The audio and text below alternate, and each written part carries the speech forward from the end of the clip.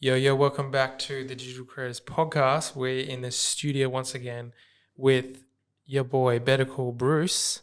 Welcome, AKA Brucey. Saucy White, AKA Big Bird. So I'm super excited for this episode because Bruce, he's got a big portfolio as a creative, and I want to learn how he got to connect with so many big brands such as Red Bull, Nike, who else? Adidas, Adidas, Deloitte, Acne Studios. DJI. The list goes on. The list goes on. It's huge. But yeah, as a creative, I feel like we all want to have kind of these big brands and companies behind our belts. And yeah, so basically, yeah, give us a quick rundown of how you got here and kind of bit of your story, and then let's jump into kind of how you got to work with these brands. Yep, absolutely. Well, I was born in Australia in Brisbane. Grew up there outside of the bush. Then moved to New Zealand when I was about 12, 2006.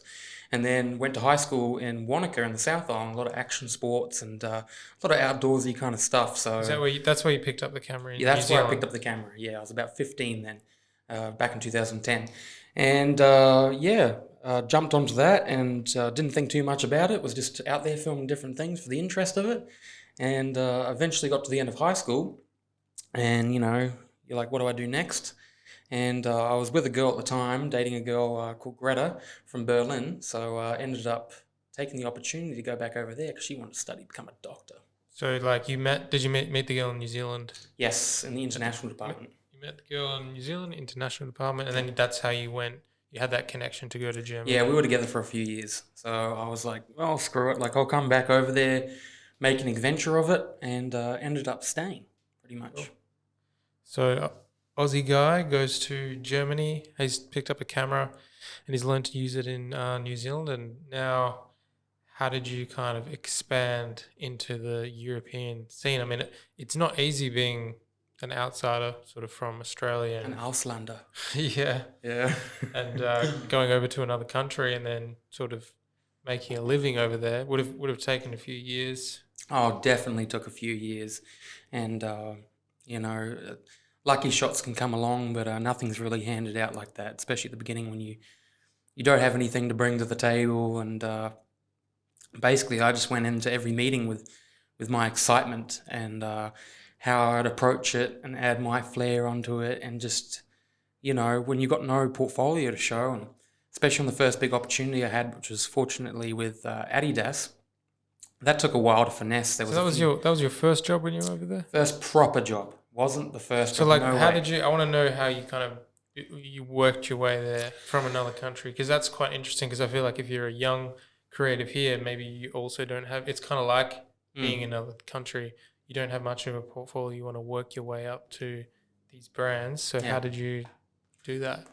Just going and shooting as much as I could, whenever I could, for whoever would pay something to do it. Yeah. And I always tried to respect my peers in my scene and keep my prices at a level. And it's, people can be very pushy. There's certain types out there that, you can't blame yourself if you've been under fire, under pressure to do something for less than what you want. And it's frustrating. And I know that feeling for sure. And I was there for a while and just kept the faith. And there's a lot of times where you doubt, but always stayed, thankfully. And through each of these jobs, which kind of started in underground graffiti, I went to this place called Platoon Kunstschule, and In Germany. yeah, in Germany. This was in Berlin, in a place called Schönhauser Alley, and they had a big building made out of containers. It was kind of like a hub for creatives. And there I met my future mentor, Oliver Eikovich, from Austria, but he's been in Berlin since forever. He's made quite a name for himself, shooting more kind of professional stuff for Vogue and whatnot. Yeah. You ask the guy though, he probably wouldn't remember any of the shit he's done, but he never wrote it down. That's the thing you gotta also do is write these down. Every little job that you do, write it down, because you get a year down the track, and especially if things start, picking up and you're getting more and more, even if they're little things, you just want to keep a list of those. And I just pulled myself together enough times to keep on track with that PDF document. Yeah. Yeah. So how many years would you say from or how long did it take from when you got to Germany till say that Adidas job, that kind of main big job? Oh, that was a good 3 years. Yeah, 3 years Yeah. of work. So that was a lot of small jobs in between there. Like I said, starting graffiti. So I was just going out shooting little bits and pieces. Went over to Prague and shot with this guy I got along with well, Christopher Keeling. Actually, I highly suggest you check out his work.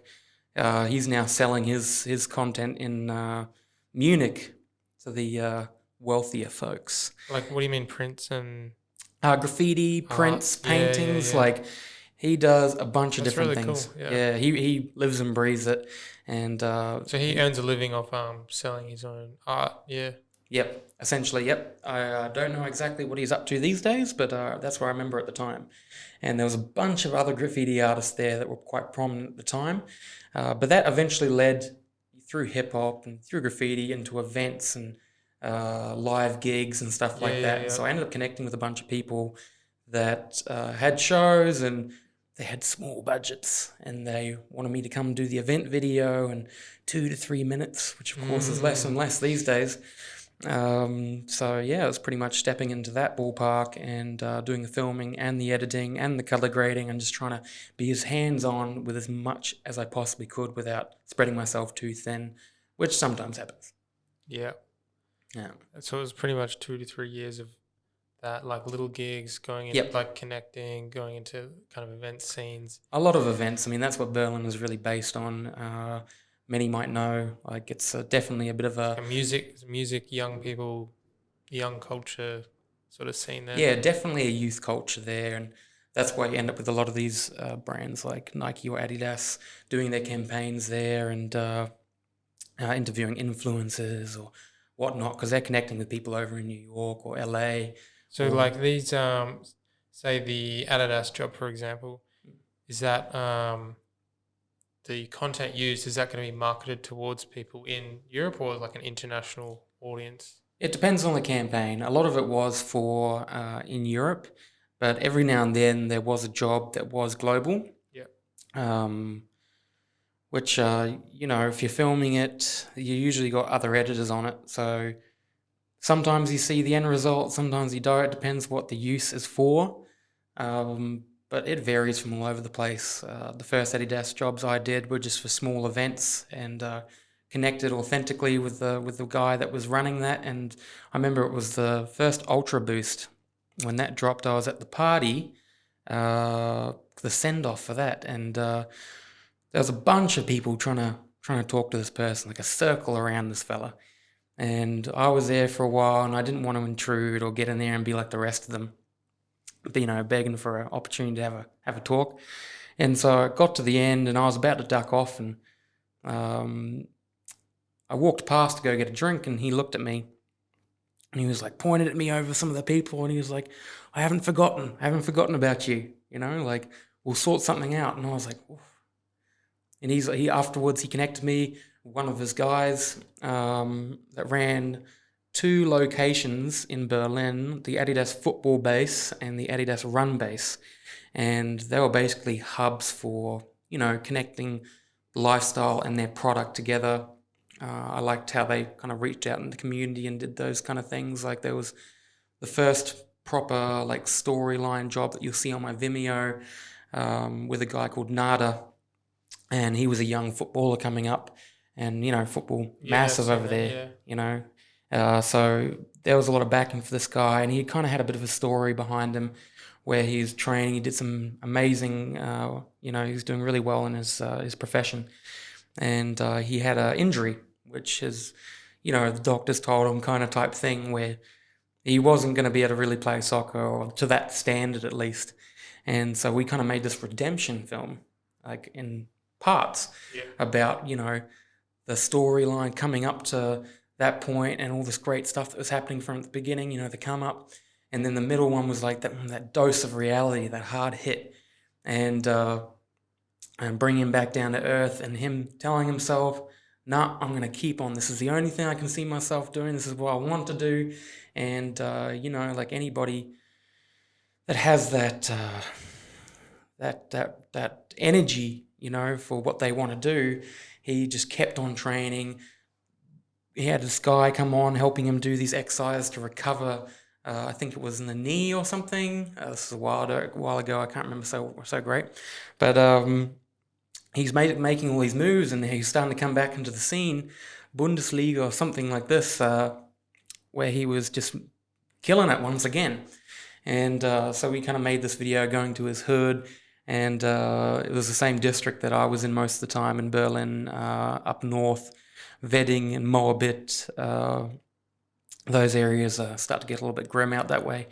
And there's a lot of block buildings, and he was packed into this tight apartment with his family, Arabic background, and just hustling, coming to the football base every day and training with these guys and just playing football, And that's basically how that started. And once I did a good job on that, the doors kind of opened up. That was the Adidas? That was Adidas, yes. Okay.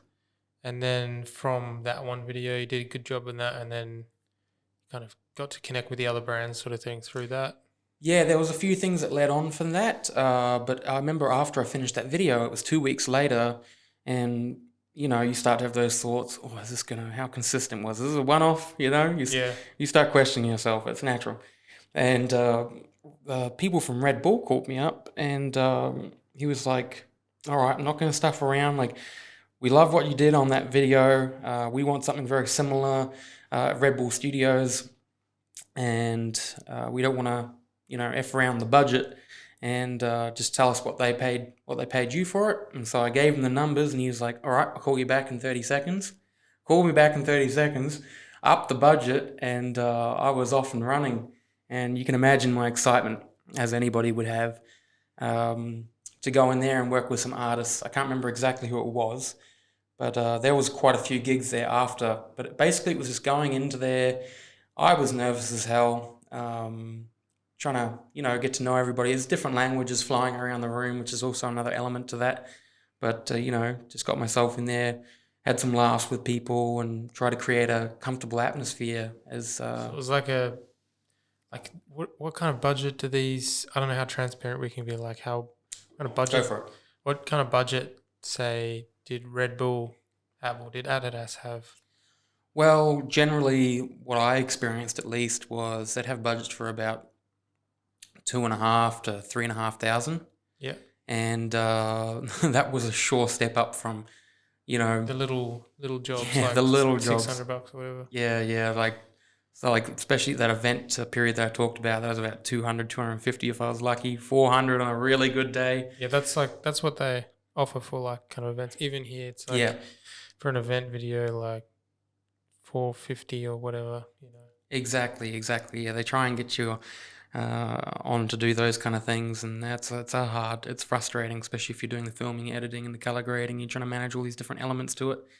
But it's like a proper, like what proper creators should be getting is like for the job sort of thing. Yeah, definitely. It gives you options to hire people around you that you trust, and they can help add to that end result. And when I got that job with Nada, that football player, I went to one of my mates, which I'd been scoping for a while, and he does some great music production. His name's Shumi. I think he recently changed his name, and he's doing well at the moment. But I went to him, and most people over there would be like, all right, we've got a job for Adidas. Like it's exposure. Yeah. They would run that whole card, and I was like, nah, like I was upfront with them. Like I love clarity. Yeah. And I was like, got 3.5K. Obviously, I'm doing a large part of it and like orchestrating it and all stuff. And I know that you can provide like quality sound, get those interviews together, get that sound popping just as much as the visuals. Yeah. And surely enough, he did. And I was like, got $1,000 here for you. Yeah. Most people were maximum probably 2 or 3, $300 or something, if you're lucky. So he went running with that, and the results definitely spoke for themselves. Yeah. Cool. And then, so basically, jumping in Berlin, building up your portfolio with the smaller gigs, building connections, going to these events, meeting people, and then that's where you got the Adidas job, and then you did like a good job on that, and that's where you got like the Red Bull job, and then you just kind of like, I guess, took off from there, would you say? Yep, absolutely. Well, I wouldn't say it took off. I mean, it goes up, up, down, up, up, down. Like a graph. And you still continue to have moments even till today. You get a few really good ones. The higher you go, the harder you fall. But Do you think in Berlin there's more opportunity to work with those bigger brands for, if say if you're an individual creator, say like, I mean in Berlin you worked with Adidas, Nike, Red Bull, that yeah, sort there of was thing, a Foot Locker. yeah, Is there more opportunity over there because it's like a younger culture, more like younger focused culture than say here in Perth? definitely. I mean, there's a lot of people in their 20s there, and even in their 30s. Over in Berlin, they say that 30s is the new 20. We Mm-hmm. always joke about that. But yeah, a lot of people there around our age coming through, and originally there was a large population of older folk in the city, but I don't think they could handle the ruckus going Mm-hmm. on there on the streets. And yeah, so eventually, especially around the time that I was there over the last 8 years, it was just a bunch of young creatives just trying to push hard and get these opportunities. And yeah, I wouldn't say it was work, work, work, work all the time. Like there Yeah. was a lot of play in between. Berlin's notorious for its club scene, and there's definitely a lot of days that get put to waste. Yeah, yeah, yeah, Yeah, yeah, yeah. for sure. And so we'll just, what made you kind of want to come back to Australia? I mean, you had so many good opportunities over there. Looked like for many years, and you got to work with many artists. Oh, we didn't really go into the artists. Like, what sort of artists did, like, you work with a lot of brands, but what about personalities, artists, any notable people? Yeah, yeah, quite a few. There was definitely a large amount of artists coming through there, more so after the whole Colours from High Snobby platform kind of opened up on YouTube. Got to work with those guys once or Is twice. Heisenberg, is that German? High Snobby, oh, I Is it? wouldn't know. Because I was thinking, is that why I'd say I think it it's very opened up European more? and American. Like, it's a Yeah, big thing in America as well. Like, it's kind of like sneaker. your hype beast. Yeah, yeah. You know what I mean? It's like all around like sneakers, style, like, a little bit of gossip here and there. So why did that open up opportunities for the artists to go to Berlin?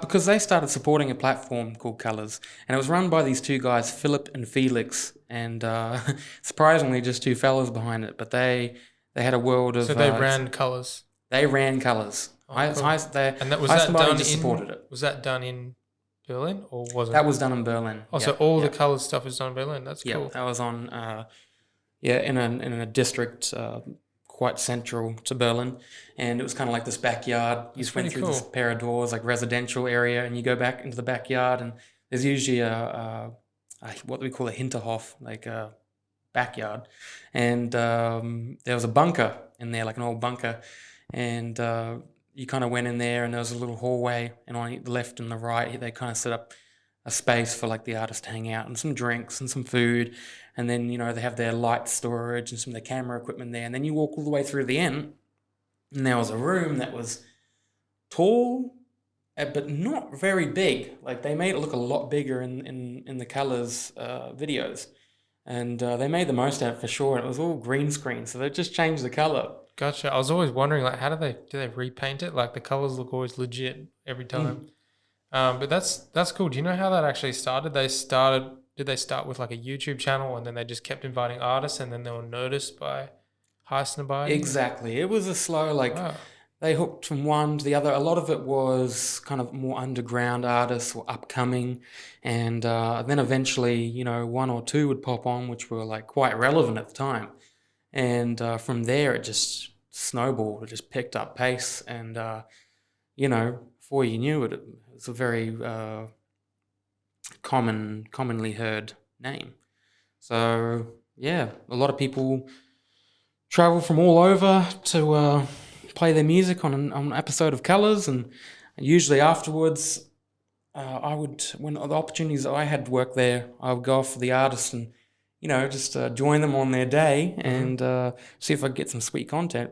and build a relationship and stuff, which was interesting because growing up in the bush or in New Zealand, you're like, you never expect to be very close to anybody that you've listened to, like growing up.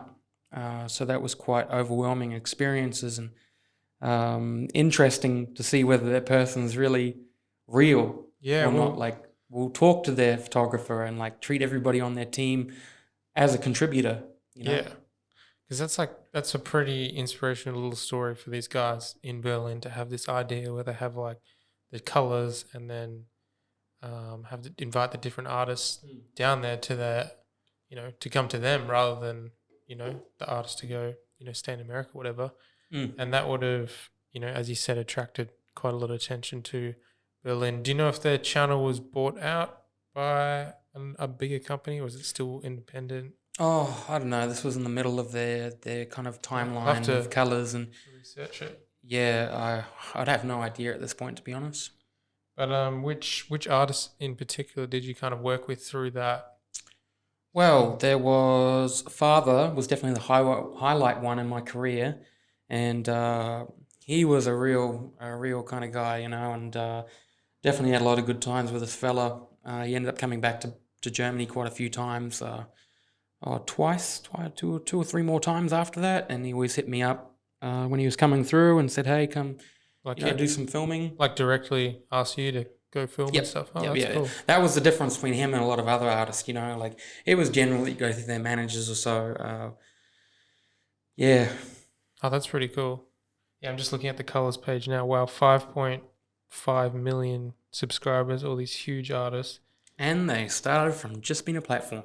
Yeah, It was just their just a passion. little platform in Berlin in a little bunker. That's Just a little pretty bunker, cool. yeah. Because it looks so much bigger on the original video, isn't it? I think they moved into another spot now. I've heard, but And Father, yeah, I love Father's music, and did always seem like a down to earth kind of character. very.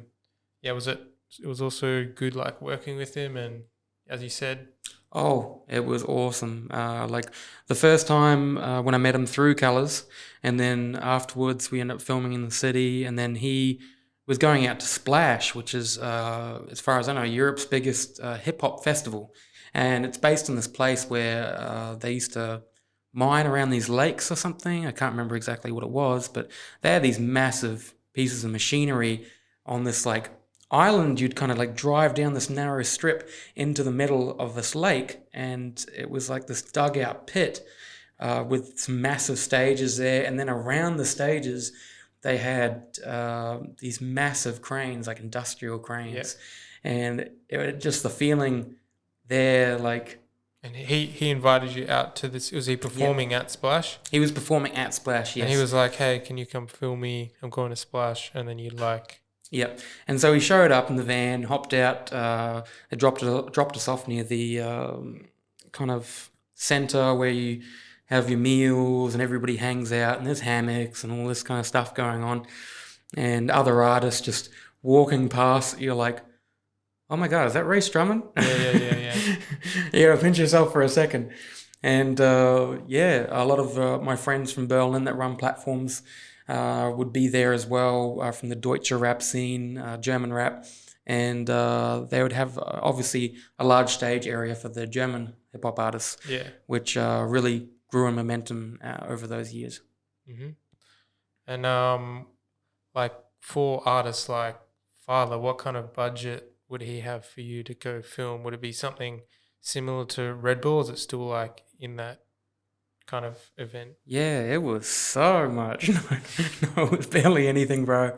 Like, to be honest, it was like, I wanted to go out and shoot it. And at the beginning, when they asked me to go out there and do all that, it was kind of like at least his manager presumed that, I would do it for free. And I was not so it's feeling still that. sort of Yeah, thing. it's still that kind of thing, exactly. Even when you get up Even there, with the big you gotta artists. be Wow, pushy. I wow. swear to God, it's better. Like, obviously, you don't want to be known as the aggressive person, the aggressive filmmaker. You know what I mean? Yeah. But like I was like, well, this is gonna be like quite a bit of work, And he's like, yeah. And I'm like, well, is it possible to get a few $100 out of this, a few €100? Expenses paid.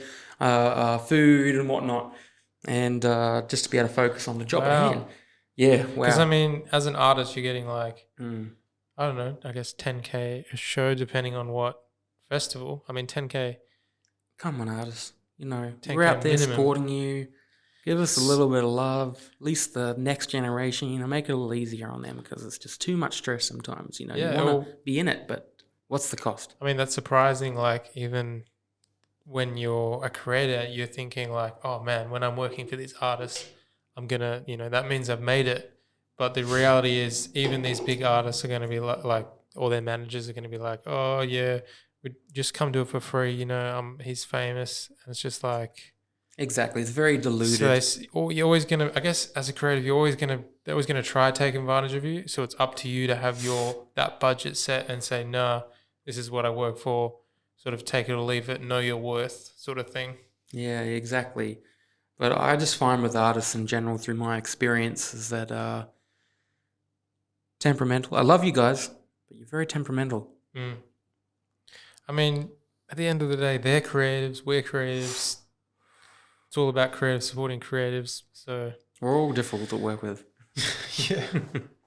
But I guess regardless, it would have been like cool to just hang out with father and shoot the festival. I mean, in a way, it's also an investment into doing more jobs like that, and they did happen. You know, that carried on to people like Night Lovell. Went to Berlin Fashion Week and filmed a bit on stage with ASAP Rocky and a good few other bands and stuff, like not necessarily always hip hop. There's a lot of other genres coming through there. So you were filming ASAP Rocky on stage with him. Was that through his management or through No, that was just from being like working at Berlin Fashion Week. Oh yeah. Which I did a few times. There was another occasion where I was just doing some filming for Lee Jeans. They had a little stall there, so I was filming for them, and there was a few other occasions like that. And like that, for example, that content you do for Lee Jeans, that would be content that would be marketed towards the Berlin sort of base. So then they would kind of buy Lee Jeans in Berlin sort of thing. Like, yeah. They'd come through with like types of clothing that were definitely more catered to the younger kind of streetwear scene that's popped up, Yeah, and through all these different jobs, you meet other people, and that leads on to other things. And price is a hard conversation. I think we need a whole nother podcast for that one. Yeah, I guess from one standpoint, as a creative, it's like it's not all about the money because you are passionate about it, and you do you got to work with these artists and brands and go to these shows. And you sound like the person employing me. You got to do all this stuff. It adds to your story, sort of thing, and your experiences, and it's fun and interesting. But on the other end of it, it's like your whole goal is to like live off it. I don't run off nothing. Yeah, you know what I mean? Exactly. That'd be fantastic. Yeah, but you got to eat, and you got to have your downtime, and you got to be able to pay rent. Yeah, sometimes. 100%. And something that like I noticed from you, which I want to kind of learn more, is that you do have you're not afraid to like set a price. You know what I mean? Say, hey, this is what it's going to cost. But then you do a lot of like background research, planning, preparation. So how did you kind of build that confidence to be able to set your prices, at that good rate, and not through kind of being back beaten. down. Through being beaten. Yeah, I thought so. That's kind of what I figured. You get to the point and you're like, I've been here before. Yeah, I should probably change this. Yeah, no, that's kind of the same as me. You just make that mistake. You take the job for that cheap rate, and you're just like, you start to have flashbacks. Never again. You're just like, nah, I know what this is like. It's like PTSD from war. You just start to have flashbacks. 100%. The guns and the shellings and shit. And you eventually like step out of that after they ask you the question. You're like, I'm gonna need this amount. So yeah, it takes time, and I guess once you've had those little experiences where it's like, oh, if you work with me, you get exposure, and that little creator's like, yeah, that sounds awesome, and then you just like, once you've done that many times, and then you've kind of like taken those many hits, you're just like, nah, it's not really for me. You can handball it off to another little creator if you want, but this is my price. So just Exactly. I take mean, once you got that under your belt, like it's all about, I would say, to break it down, it's all about being able to say no. That's the strongest thing that you have in our, industry. And but you got to have that runway, you got to have that space to be able to say it. You got to have that money in the bank to be like, But it's no. ASAP Rocky. Don't you want to do it for free? ASAP Rocky. Yeah, I'd love that. I'll bring all 6,000 euros worth of my equipment and my editing setup and everything that I've been breaking my back over for the last 5 years. And Yeah. there's that time pressure. And you see people around you, especially with this era of Instagram. You see people like younger, like do it, and then sometimes there's older. But I feel like, from my experience talking to a lot of different people in the scene, high and low, it's just about building that content at the beginning and that experience, and then knowing when to. You got to have a mentor. You just got to have somebody to bounce back off, which is hard in some places, especially like here in Australia. There's not as much of that scene as there is over there, obviously. And Yeah, just tell me that the difference between being a creative in Berlin and being a creative in Perth, like, because the way I'm imagining it now is Berlin's very like more tight knit, and it feels like it would be a more creative young scene, lots of people to work with, lots of people to bounce ideas off with. This is just my assumption. And then in Perth, it's more like more isolated city. We've got creators, but we're not really connecting. We've got a few brands, and we've got like JD Sports and Foot Locker and stuff, but it's just like harder to connect with those sort of people. Maybe they're outsourced to like other states or other places to get their content. Yeah, like just tell me what your perspective is on the difference between Berlin and Perth. Well, Berlin, straight up, is an international city. You've got lots of flow through there. It's in Europe, one of the densest places in the world, and the content's Bigger dense. culture there for Yeah, sneakers, brands, hype. yeah, absolutely. And in Perth, it's the world's most isolated city, like proper city out here. So there's gonna be that struggle. But for me, coming back here after doing that and laying down some groundwork for my heading into my future, I wanted to come back, and I seen Australian hip hop and music popping off. A lot of people will laugh, but Deutsche Rap was at the same point a long time ago, and that's why I'm sussing here, and it takes some time, and I'm finally getting a bit more steadier grounds. And compared to Berlin, where everything's shut down right now because of COVID, God bless Perth. And we've got opportunities here to do something instead of just sitting inside your house, just burning time. And so I'm trying to see who's out there doing stuff, and seeing how I fit into that, and if I can help out in any way, and just, trying to meet the right people, because teamwork makes the dream work. And something that I've seen with your photography and videos, because I always like seeing people that come from like an international sort of scene. When they come to Perth, they're taking photos, a different thing. Like your location scouting here is like next level, in my opinion. I don't know if you're seeing these locations on Instagram or you're just researching them, but just the different scenes, even just the stuff you've put on your Instagram stories, it's like such cool locations. And then like every time I'm just like, damn, where is that location? I've never seen it before. How do you figure out that? How do you find and that? You've done some portraits for like a rapper I've seen, and like a cool spot in Maylands. Like it looks very urban, and yeah, you've got just a good eye. So how do you go about scouting locations? Well, I don't even have a car yet. So every time I get a trip in somebody's car, my head is on a 360 swivel, and I'm just naturally looking for spots. It's like when I was growing up in New Zealand, I was riding motorbikes, and I'd just do little trips with my family and so, and I'd have my head out looking out the window, like trying to spot jumps and stuff. Same thing, like skateboard. He's gonna be looking for that sweet skate park, like, oh, that'd be a sweet spot to film that trick, Yeah. and just that passion. And so I'd just be looking for spots and trying to figure out the geography of Perth, and what areas have what, and like you were talking about Maylands before. Like I went down that one road, I think near the East Perth power plant, and there's like the Buddhist temple thing going on there, and like on the corner down the street from there was like a little spot that I shot at for an artist a little while ago, and it looked like some old Mexican kind of like old petrol station out in the middle of nowhere. And it's all about angles. That's what it was in Berlin. There wasn't like all these unknown spots. Everybody knew the spots.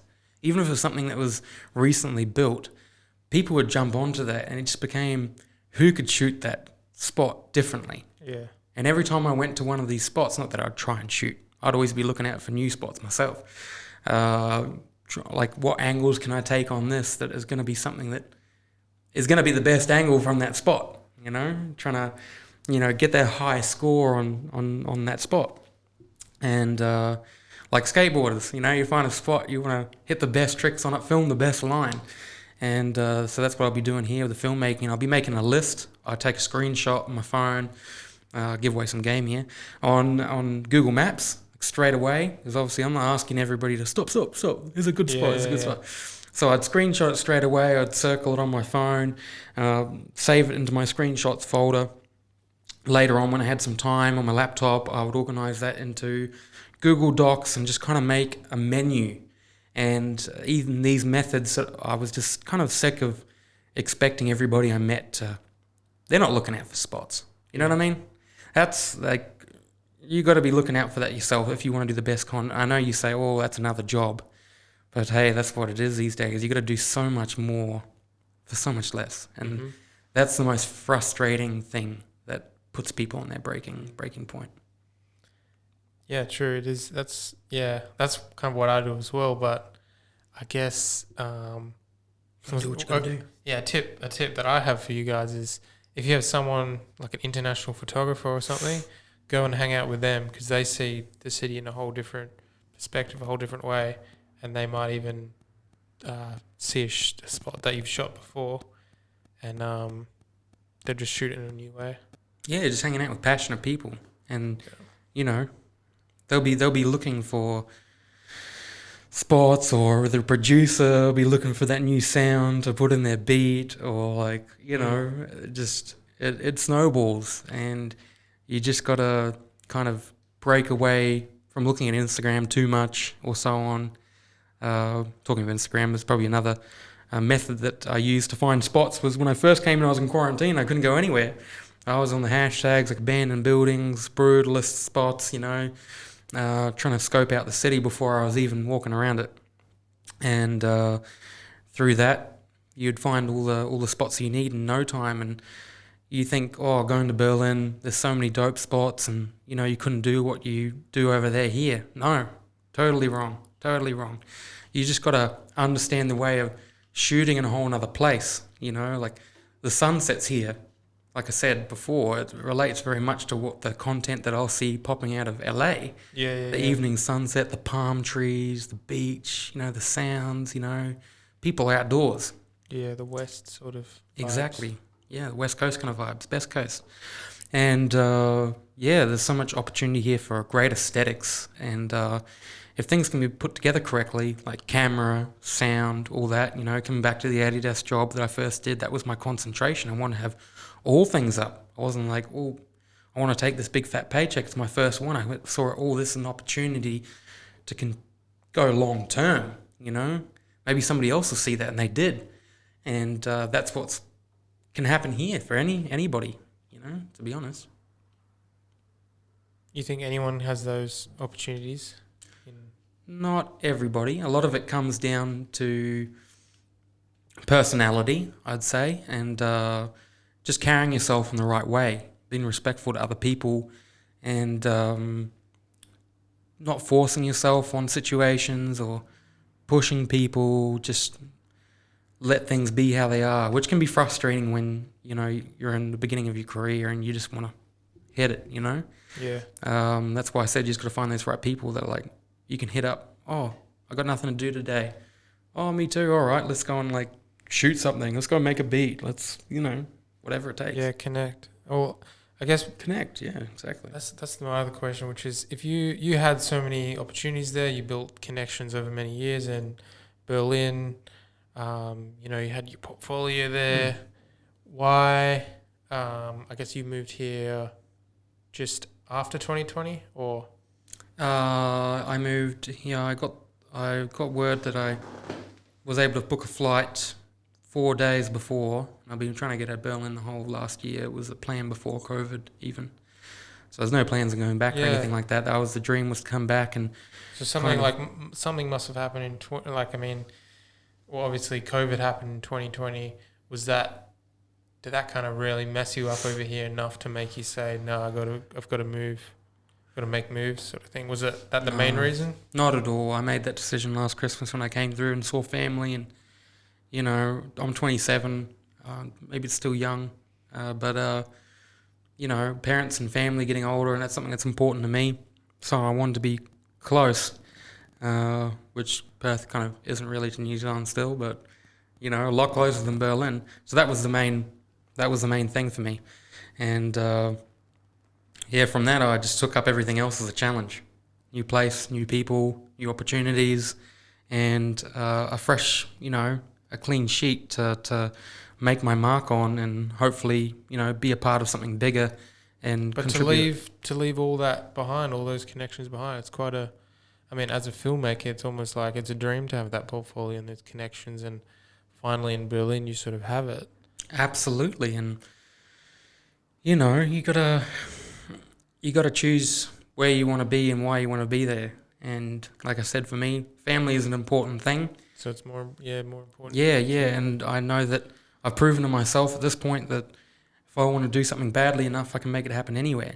And of course, there's gonna be obstacles, and there's gonna be certain social situations and whatnot. But you just got to keep a calm head about you and think clear.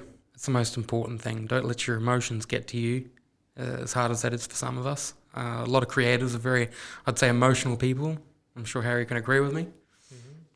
And it's just about like understanding yourself better over the period of your career, and especially with such a challenging thing like this, when you want to work for yourself and everything's on you, then you got to make it work somehow. And So you're confident you can do the exact same thing that you did in Berlin and do I'm it confident. in Perth? Yeah, 100% confident. Yeah, not going to be able to do the same things that I would be able to do in Berlin, but the I same guess- opportunities. But I can create those because I've seen it over there. I've seen the recipes, and I'm basically here to anybody I cross paths with. I'll give them that enthusiasm and that push that you don't have to be in LA. You don't have to be in New Yeah. York or whatever it may be that you think you need to be at to get those opportunities.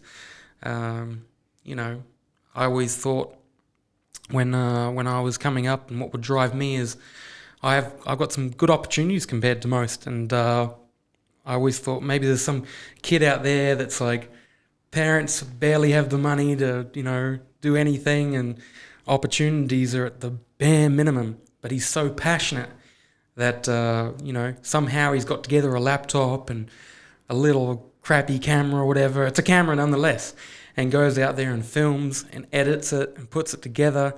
And as you've seen from the previous year or two, like there's been a lot of styles come out of artists, filmmakers come out of hip hop or other scenes that have kind of brought their style to the table. Maybe it's like trashy kind of like VHS style, and or something else like that.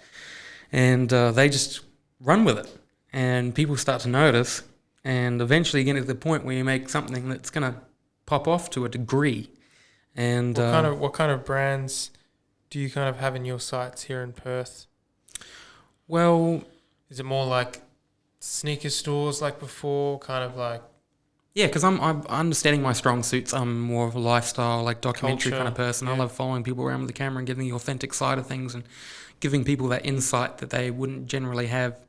So that's what I want to come in here and do, and just be around those right circumstances and put it together and like approach, a group such as JD or whatever, and say like, here's a pitch that I've got. These are other things you have to work on as well. It's like your pitching and like how you have phone calls with people. Yeah, take us through because what I've noticed with Bruce's work, he's very big on pitching, and even once he gets the job, he's big on planning it properly, like the pre-preparation.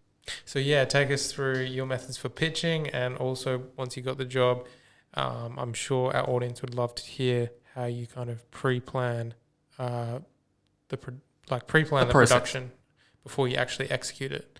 Yeah, because it's something I've seen you do very well. Absolutely, and I kind of like, for a long time, I didn't have anybody to look up to ask these kind of questions, so I just went about it myself, and eventually I got to my own formula and my own process, which essentially was, if you want to approach companies and make money, even if you want to work in the art scene or whatever and do these videos, with people that realistically, if they're independent artists, they're not going to have that backing to pay you well. You're not going to be able to make a great living off that. So you want to give yourself the space and the time to be able to do the things you want to film. And, maybe they might turn to something. But first of all, you got to take care of that money, right?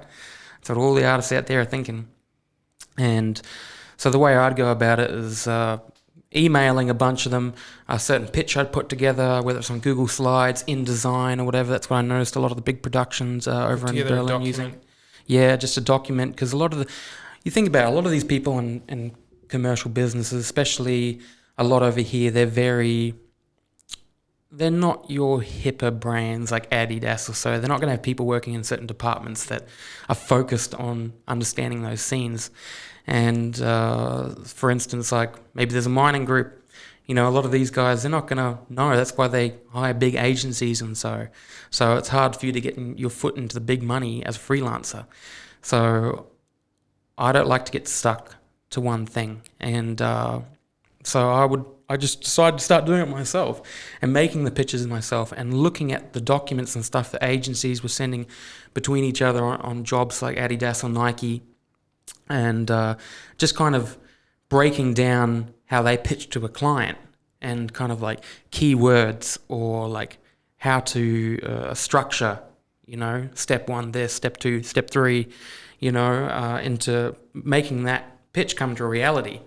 And since I've got an all-round understanding from technical, nerdy, lens, camera side of it, through to speaking with people and trying to get them to at least get an interest in your work and maybe give you a small budget at the beginning to just try doing something. And so the best way to do that over here with these kind of companies that aren't as in the know is to, since you're in the know and you're into it, you might as well be the one to pitch it because you're going to have the most enthusiasm. So, like I said, you start in the docs or slides or InDesign or whatever, and you start with that title. You put together some nice fonts, some nice design. There's lots of videos on YouTube where certain people, certain platforms, like a good one would be The Future. That's based from this guy called Chris in Long Beach, California. He has a creative agency called Blind. They work with some really big clients out there. He breaks down all these ways to talk to clients and how to get better rates and questions to answers to all the questions that I would have at least, and just help you go, oh, okay, yeah, I'll change that and see if that works better, and just refining your processes. And so basically get back to the point, like I would then email them, I'd send it through. If I can, I would try and find somebody a bit more personal, like a connection or through somebody, or, you never know who you're going to run into. Like the other day I was talking, I found a friend of a friend at What If on Friday nights in Paramount in Northbridge. There was a fella, he works for Athlete's Foot, and they're a bit less kind of young branding. They're more about the sports. They're more commercial and so on. Like their demographic goes all up to older folks getting their runners or whatever it may be. And so I was like, well, maybe you can talk to your manager. Is there possible? Would you know anybody? Like asking these questions, like prodding at it a little bit, but not putting too much pressure on it, just see what come out of it. and getting out there into the scenes, talking to people like this. And, you get that email, you get that connection, you try to just follow up, give them a ring. First I'd always try and send an email with one of these pitches and just see if they pick up on that, if there's anything that interests them. And, they're busy. These people are busy. They don't they're not thinking about your pitch all the time. It's even these I see these companies, these stores, Athlete's Foot, whatever. Like, where are they advertising? I'm pretty sure they just hire your typical run-of-the-mill ad agency who just pushes up a picture and they just link it to a Facebook ad. Like, they're not even doing much, but they're probably getting paid like, I don't know, $4,000 a month or whatever it is to like market these huge stores. Whereas, like, if they even gave a quarter of that to a local creator and then put an ad behind that, they could just get even more profit. But I guess in Perth, these stores don't want to risk anything. They don't want to put anything in the hands of a young creator. So that's what I see the problem being. But I guess, your plan is just put together a PDF document, which is important. Who you are, the brands you've worked with, description of what you want to do, what your focus is, examples of your work. Then you email it out to these stores, companies, JD Sports, Athlete's Foot, whatever, and make sure it's customized to their kind of target audience, niche. Absolutely. Just get that interest. It's like they say at the 3-second rule when somebody comes onto your website. They're going to make the decision to continue looking at it, or your Instagram, whatever it may be. That's why content's so short and snappy. So you got to get that interest and show them you're serious about it straight away. And I know it can feel like, being a bit of a bigot or whatever, like, put this brand out there. But, they just want to see that you're serious about it. Yeah, they want to see who you work with. And, that's what I've seen Bruce is really good at, making that whole PDF pitch document. And then once you do get the work, even for the smaller videos, you really plan it out. You plan each, say, if it's a video, whether it's a video for a company or an artist, you really put together a visual mood board and plan down each kind of step, which I see a lot of young creators kind of skip over, and I see why, because in the scene here in Perth, people are like, just go out and film it. This is what I want, blah, blah, blah. However, if you want to have that confidence to put behind that larger price tag, this is where you can say, well, it's going to cost this because I'm going to put in that pre-production work and really plan it out with you, do the preparation work, which unfortunately people don't care too much for even when you're hired. But like, it's personally, that's what I love to do as well, because then the client is crystal clear in what's happening, you're crystal clear, you're both happy on the focus, and you have like a better product. That's kind of what I see. Yeah, the more confident they are in you, the more they're going to be confident about giving you more of a budget. You just want to make your client feel as comfortable as possible, and so they understand the visuals of what you're trying to achieve. And so mood boarding or making a treatment or a brief or a pitch or whatever you want to do, that's the bottom line, is first getting that interest on the first few pages and showing that, you've got some design aesthetic and these are the brands you've worked for before, and, throw your best ones in there, make sure it's broad from like maybe some commercial groups through to like maybe some more youth kind of orientated brands, and show that diversity in your content. And then the next part of the page will be like, this is my idea, and I've done my research on your company, and these seem to be one or two things that you are lacking. Like, you got to go in there and risk a little bit. So this is when in the pitch you're giving an introduction, who you work with, then you're giving a customized pitch saying this is where you're lacking and this is where I can come in. That's kind of the pitch thing. And then once, say, you do get the job, then that's where you do the pre-production stuff that I was saying. Absolutely. I do like an estimate of like, okay, this is a project I want to do, and from previous experience, estimate kind of how much time is going to go into that, in the filming, in the editing, so on, and the back and forth. And like Harry talked about, pre-production, super important, and that takes up a lot of time. And like most things, the better you get at it and the more you start to understand about something, the more you understand that there's more to understand. You know what I mean? So, we're all on that journey, and it's just about putting together that first PDF that is structured in this way that first of all gets their interest, second of all simply puts the idea in front of them, and then it gets a little bit more detailed as you go down the page. It breaks it down.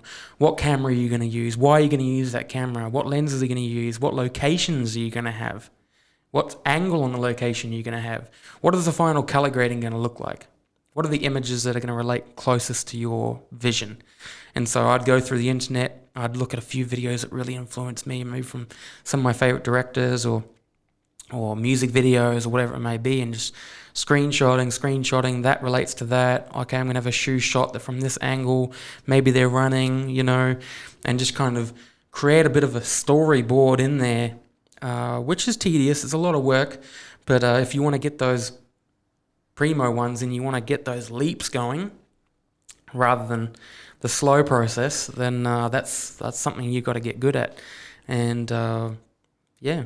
Awesome. And sort of last question to get like sort of the young or the creators kind of fired up to get out there to kind of connect with those brands. What's one piece of advice you'd give them if they want to kind of go for their sort of dream client? Pitching.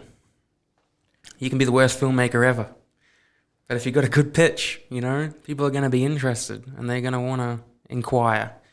And if you can't do something, bring on somebody else who can do it well, and they're passionate about that side of things. Like for my example with the Adidas jobs, I knew that I can't do. I mean, I love music, love production. I'm in a lot of studios, often watching them turn buttons and knobs. I'm like, don't really get this. That you get somebody else in there that, oh, bro, it's just like this, and and you give them the reason to be as involved as you are in this project, and give them a slice of the cake. Then teamwork makes the dream work. 100%. Thank you so much, Bruce. Really insightful conversation from, getting out there, connecting with brands you want to connect with, and, keep having that confidence behind your pricing, and even getting out there, the importance of pitching and pre-production. So I hope all the creatives listening get some value out of it. So thanks so much for coming on. Absolutely. And if anybody is out there interested in any of the stuff we talked about, feel free to hit me up on my Instagram page, Better Call Bruce. Would love to help you out and add some value to your company and any projects. It's all about connecting and collaborating, and Bruce is definitely open for any connection and collaboration. So definitely hit him up. See you in the next episode. Peace.